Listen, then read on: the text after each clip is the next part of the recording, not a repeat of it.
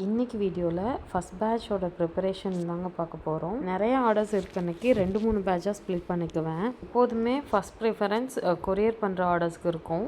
So morning பேட்சில் கொரியருக்கு போட வேண்டிய ஆர்டர்ஸ் எல்லாமே ரெடி பண்ணி டிஸ்பேச் பண்ணிடுவேன். தென் லோக்கல் ஆர்டர்ஸை ஈவினிங் ஆர் நைட்டுக்குள்ளே ரெடி பண்ணிவிட்டு அவங்களுக்கு டெலிவரியும் பண்ணிடுவோம். நீங்கள் இன் அண்ட் அரௌண்ட் ஊர பக்கத்தில் இருந்தீங்கன்னா நம்மளோட ப்ராடக்ட்ஸுக்கு ஃப்ரீ டெலிவரி அவாய்ட் பண்ணிக்கலாங்க.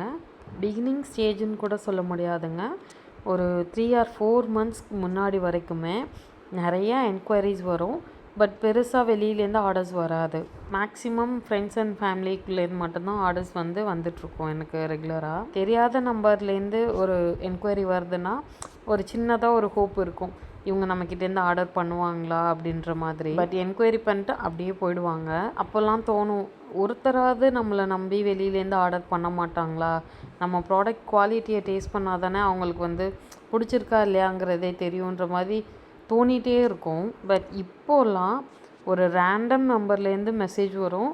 மெனு கூட கேட்க மாட்டாங்க. நம்மளோட வாட்ஸ்அப் கேட்லாக்லேருந்து மெனு பார்த்துட்டு அவங்க கார்ட்டில் ஆட் பண்ணிவிட்டு எனக்கு சென்ட் பண்ணி எவ்வளோ என்ன அவ்வளோதான் டீட்டெயில்ஸ் கேட்குறாங்க.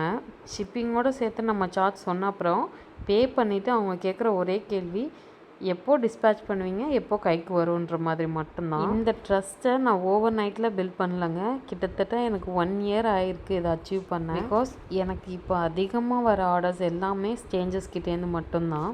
என் மேலேயும் என்னோடய ப்ராடக்ட் மேலேயும் நீங்கள் எல்லோரும் வச்சுருக்க ட்ரஸ்ட்டுக்கு ரொம்ப நன்றி. நீங்கள் ஃபஸ்ட் டைம் வாங்குகிறப்போ இந்த ப்ராடக்ட் எந்த குவாலிட்டியில் இருக்கோ அதே குவாலிட்டியில் தாங்க நீங்கள் எப்போ வாங்கினாலும் இருக்கும். பிகினிங்லேருந்தே நான் ஃபாலோ பண்ணுற ஒன் ஆஃப் மை ப்ராமிஸ்ன்னு கூட சொல்லாங்க.